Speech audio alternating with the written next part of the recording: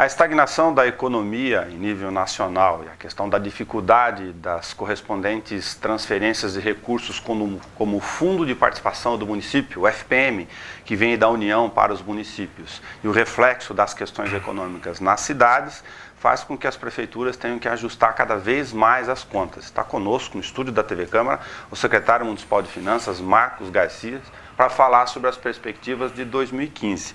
Eu vou comentar alguns dos dados aqui de 2013 e 2014, para que você que está em casa tenha a noção de em quais indicadores de transferência de recursos ou de receitas próprias a prefeitura ou as prefeituras, tal qual Bauru, está enfrentando maior dificuldade. Por exemplo, o ICMS, que vem repassado do governo do estado, em 2013 teve uma transferência de 158 milhões de reais, conforme está na tela, e em 2014, 163 milhões de reais, um intervalo bastante reduzido, considerando o crescimento vegetativo da economia. O Fundo de Participação do Município, o FPM, que vem da União, foi 48 milhões em 2013 e no ano passado 54 milhões, bastante apertado o crescimento da receita para fazer frente às novas despesas. O IPTU, que é cobrado aqui na cidade diretamente pela prefeitura, 54 milhões com 65 milhões em 2014, um crescimento que o Marcos vai explicar para nós aqui na entrevista da TV Câmara. E o ISS, que é o Imposto sobre Serviços de Qualquer Natureza, o ISS-QN, que é cobrado também diretamente pela prefeitura pelos prestadores de serviços, foi em 2013 76 milhões de arrecadação para 78 milhões em 2014. Esses dados têm reflexos diretamente no dia a dia, tal qual as receitas que não entraram no caixa, chamadas receitas extras, que depois nós vamos passar. Marcos, esses são os dados básicos mais comuns que, para quem não acompanha o dia a dia da relação legislativo e executivo, você sempre apresenta quadrimestralmente, conforme a lei fiscal, a gente vem repetindo isso aqui na Câmara para acompanhar as finanças. O reflexo do FPM, aqui só para repassar para as pessoas que vêm da União, ele tem correspondência direta ao que o país vem enfrentando de dificuldade para milhares de municípios que sobrevivem quase dessa receita? Sim, sem dúvida alguma. O FPM ele é reflexo do IPI e do imposto de renda, né? O imposto de renda ele está em cima principalmente do lucro das empresas e o IPI em cima do movimento da indústria. Então agora em 2015 a gente já está vendo um cenário, né, com a indústria e principalmente a indústria automobilística no país sofrendo aí uma redução muito grande no seu volume. E essa que representa praticamente 1/3 do IPI brasileiro. Então, todo o setor de automóveis, toda a cadeia, né, que está por trás dela é 1/3 do total do IPI no Brasil. Então, já dá para observar que a gente vai ter uma redução nesse ano aí na questão do IPI e no imposto de renda também. Uma vez que o imposto de renda ele está em cima do lucro das empresas, num processo também agora de crise, o que você observa é que as empresas começam a ter menos lucros, né? E com isso também acabam pagando menos imposto de renda. Então, o FPM tende esse ano aqui a ser no máximo igual ao ano passado ou até menor, no que pese ainda o governo ter aumentado 0,5, né, a alíquota do FPM. Nesses primeiros dias já de 2000 de janeiro, o repasse que houve para a prefeitura já foi 15% menor do que o ano passado. Só para lembrar as pessoas, para poder fazer uma conexão entre a questão nacional e a questão local, o Congresso em 2014 aprovou o aumento desse 0,5%, ou 0,5 pontos percentuais que o Marcos se referiu no repasse da fatia do bolo que é dividido das receitas de IPI, imposto de renda, basicamente para os municípios. Isso, ficou acertado junto com o Congresso e o Executivo do Governo Federal, esse aumento de 0,5 para 2015 e mais 0,5 em 2016, aumentando aí num total de 1%. É lógico que se não fosse isso ainda, a transferência teria sido ainda mais baixa do que está sendo já efetuada. Mas a Prefeitura, por outro lado, o outro imposto que é o nosso imposto principal, que é o que vem do Estado, é o ICMS. O ICMS aí representa praticamente 1/3 dos impostos arrecadados pela Prefeitura de Bauru. O ano passado a gente tinha uma previsão de arrecadar no nosso orçamento algo em torno de 172 milhões de reais. uma vez que a gente tinha arrecadado 158 milhões em 2013, então você tinha uma previsão lá de 6, 7% de aumento, o que culminava nesse valor. Entretanto, já num ano já difícil, esse aumento acabou ficando muito menor do que aquilo que era esperado e acabou arrecadando aí 163 milhões de reais. Que a prefeitura depois, que a gente vai verificar mais para frente, que acabou compensando aí com outras receitas que aconteceram aí de forma extra-orçamentária no ano de 2014. Aproveitando a citação do ICMS, que é a transferência da repartição do bolo, como você explicou, do governo do Estado, para 2015, que previsão que vocês estão projetando para a lei orçamentária aprovada pela Câmara no final de 2014, só para ter uma comparação, Marcos? Olha, a previsão que foi feita para esse ano, a gente até foi bastante conservador. A gente apenas está repassando o valor da inflação em cima de 2014, que foi aí em torno de 6,5%. Apesar da gente estar sendo bastante conservador, o medo, né, é que o resultado fica ainda abaixo, né, desse conservadorismo que a gente propôs no orçamento.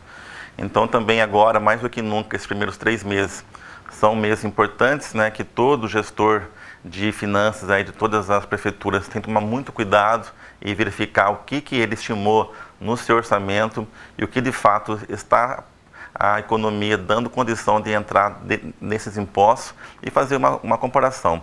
Se chegar em março, de fato, a gente vê que o volume de impostos que está entrando no caixa da prefeitura é menor do que aquilo que foi orçado, ainda que esse orçamento seja conservador, fatalmente a gente vai ter que fazer ainda algumas contingências no orçamento para que possamos fechar no final do ano em equilíbrio.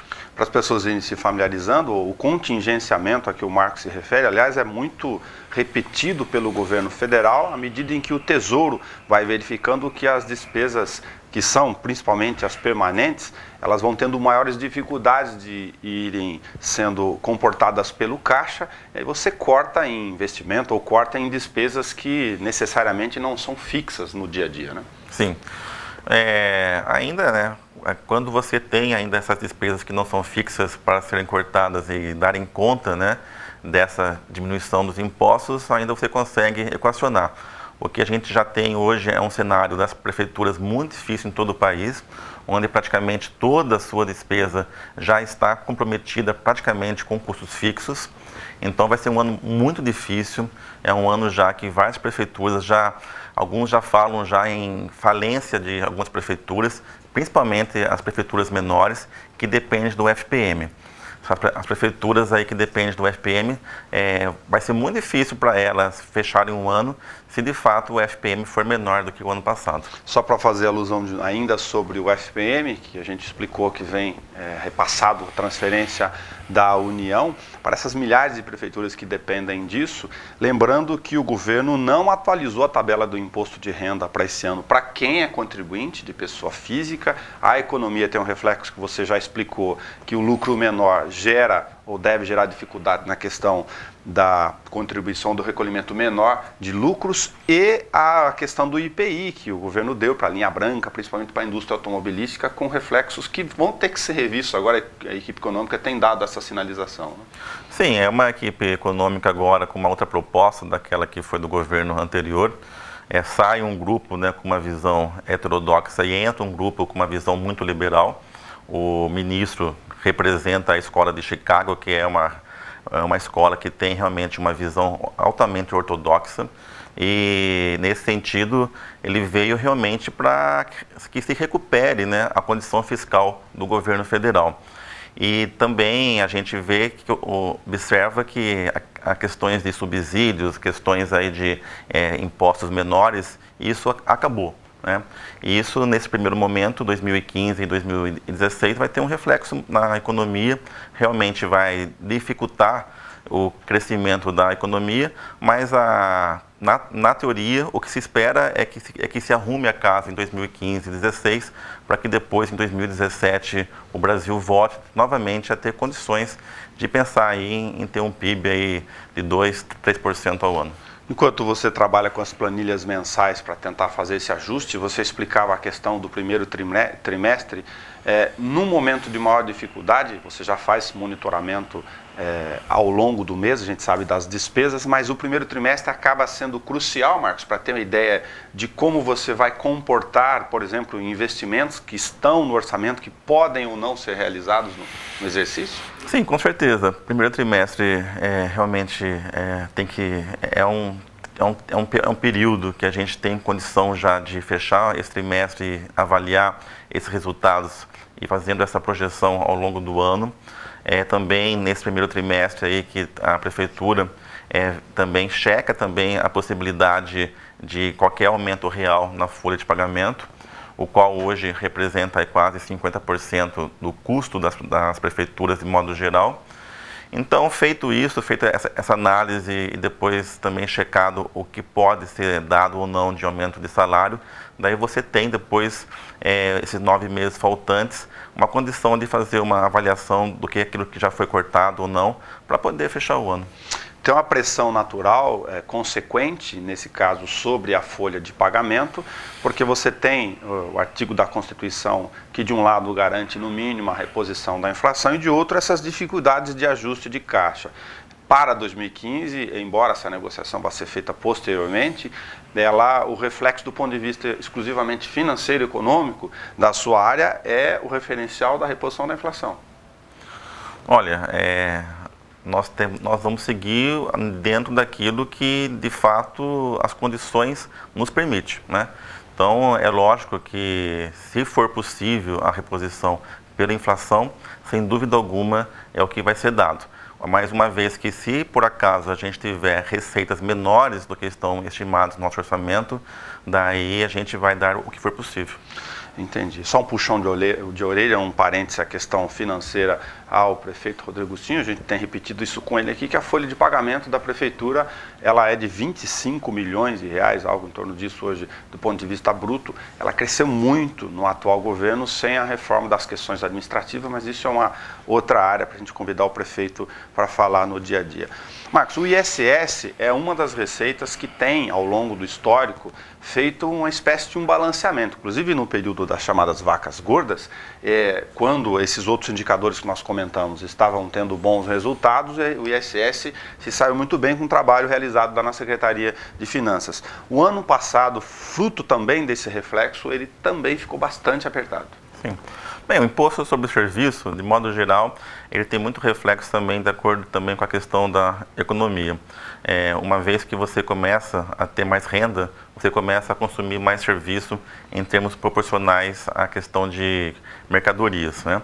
Então, no nível básico, o que a gente faz? A gente vai, paga as nossas contas, compra a nossa comida no nosso dia a dia, e feito essas compras, depois você começa pouco a pouco a consumir alguns serviços, que são a princípio um pouco mais supérfluos, né?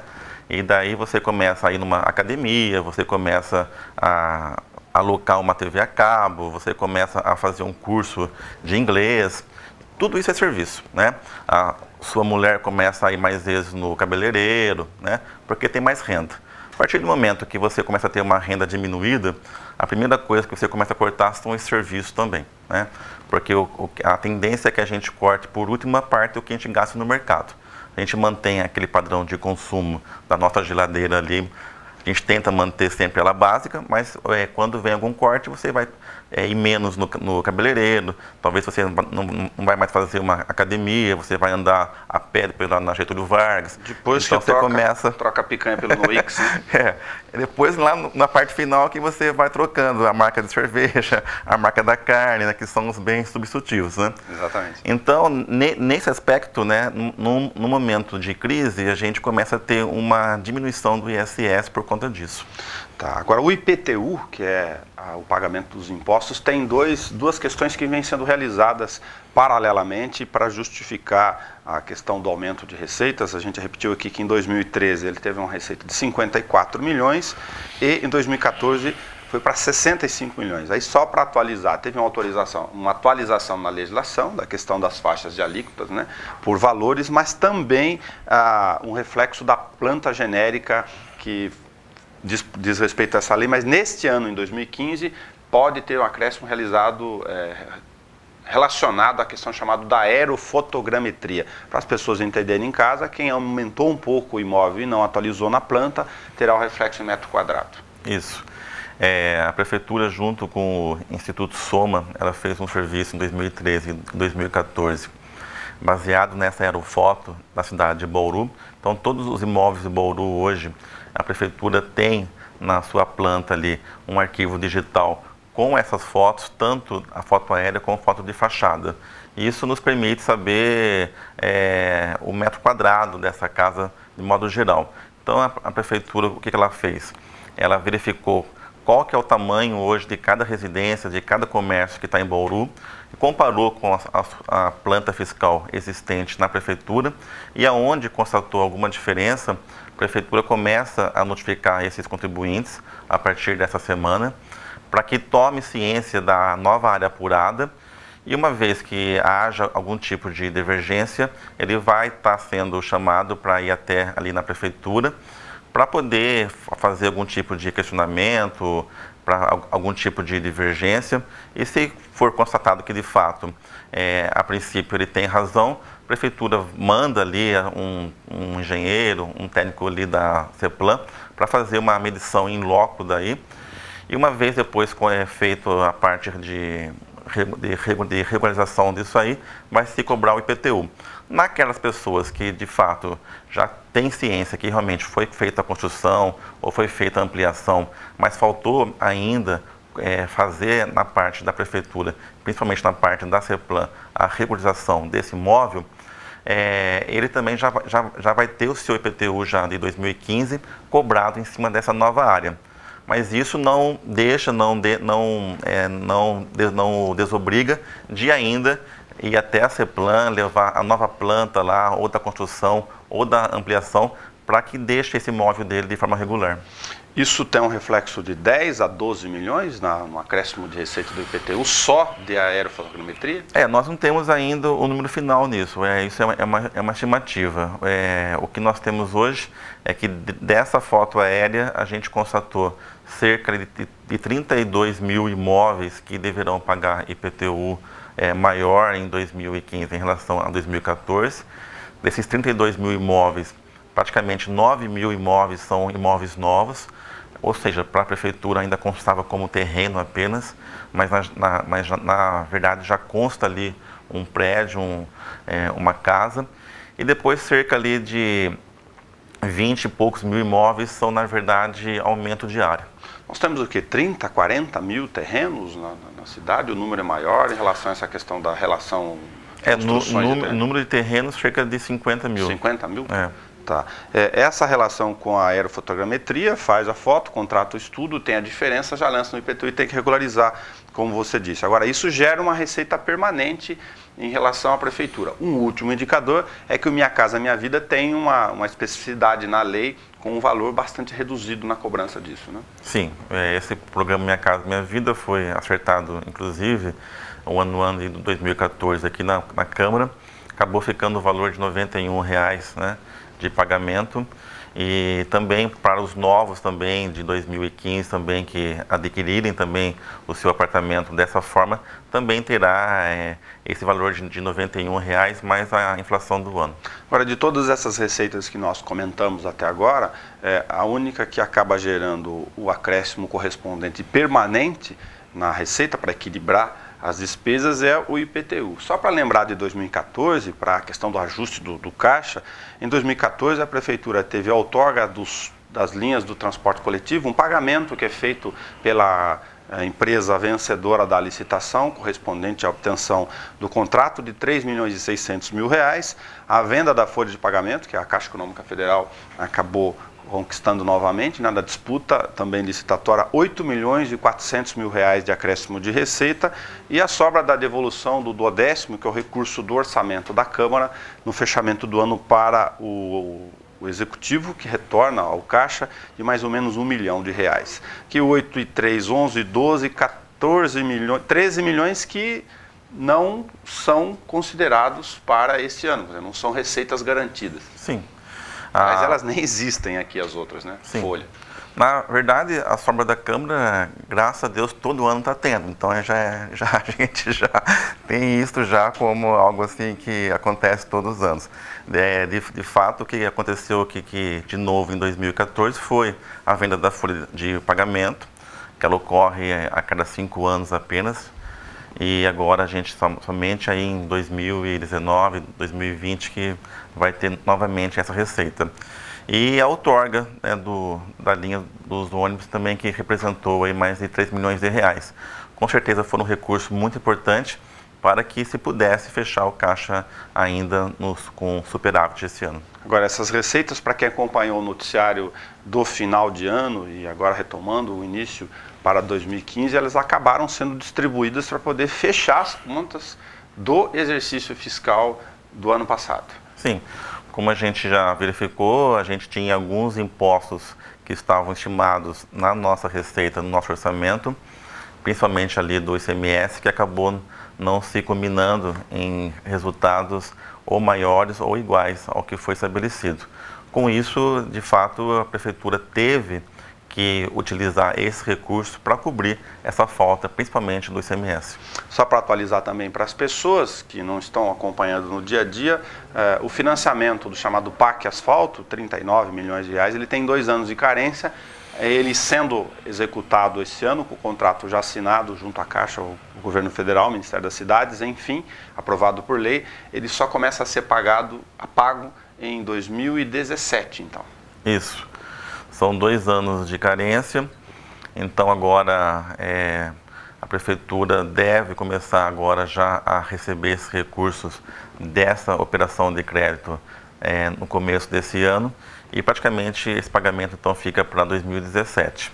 Tá. Das contas fixas, das dívidas, as chamadas dívidas da Prefeitura, tem a notícia boa que a gente comentou, discutiu ano passado aqui, talvez a mais importante dos últimos anos, que é o reflexo da aprovação no Congresso Nacional, ainda a ser aplicado, agora talvez nesse primeiro trimestre ainda de forma permanente para a Prefeitura, que é a redução do pagamento mensal da chamada dívida federalizada, aquelas transferências de contas que a Prefeitura tinha e fez para a União no ano 2000 e paga até 2030, mas pagava R$1 milhão por mês, mais ou menos. Isso, em torno de R$1.100.000 é o pagamento que a Prefeitura faz junto ao Governo Federal através do Banco do Brasil. Esse pagamento dessa dívida federalizada, assim como em Bauru e outros estados e outros municípios, o grande problema dela é que o valor da parcela, ela nem mesmo sempre cobre os juros da dívida. Então, por mais que você pague, no mês seguinte ela só aumenta, né? Então, até por conta dos juros abusivos que foram cobrados ao longo desses todos os anos. Era IGPDI, para quem não acompanhou isso, né? Isso, muito alto. IGPDI mais 9%. Então, na verdade, a gente teve aí anos de IGPDI com 6%, 7%, mais 9%, chegando aí 16% no ano apenas de juros. E ainda com uma Selic que chegou aí, está em 9%, agora já está mais alta, mas aí criou-se uma diferença muito grande naquilo que o governo paga de juros e naquilo que ele gostaria de receber das prefeituras. E as prefeituras, com toda essa dificuldade já de custear a sua despesa do dia a dia, ainda iam pagando juros abusivos junto ao governo federal. Agora, por bem, né, o governo federal mudou esse indexador e a partir de janeiro, então, a prefeitura começa a pagar ou IPCA ou a taxa Selic, né, aquilo que for menor.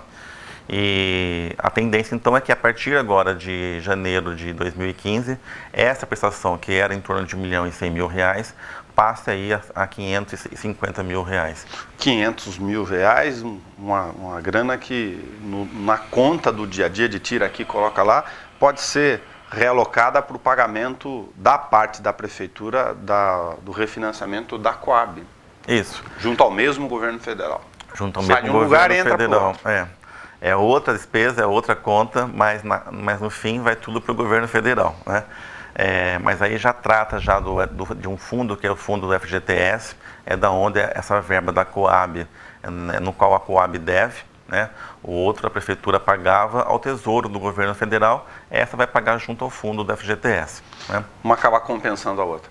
Acaba compensando. No nosso fluxo financeiro, na verdade, o montante da dívida é que acaba ficando igual. Né? Um detalhe importantíssimo para quem acompanha a vida financeira da Prefeitura, essa ideia de cobrar o contrato federalizado com o IGPDI mais a taxa Selic, com os dados que o Marcos deu, fez com que a gente federalizasse 40 e poucos milhões de reais e pagasse quase 100 e ainda devesse mais de 100 milhões de reais. Esse valor também da dívida, do saldo devedor até 2030, cai bastante. Cai bastante, cai também praticamente pela metade também. Né? A Prefeitura hoje está com mais ou menos em torno de 140 e poucos milhões de reais de saldo devedor. Esse valor deve vir a algo em torno de 80 milhões de reais.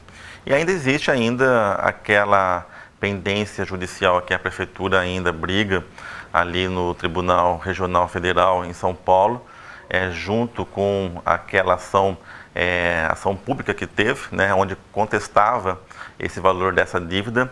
E se a Prefeitura ali tiver sucesso, praticamente essa dívida daí acaba se findando.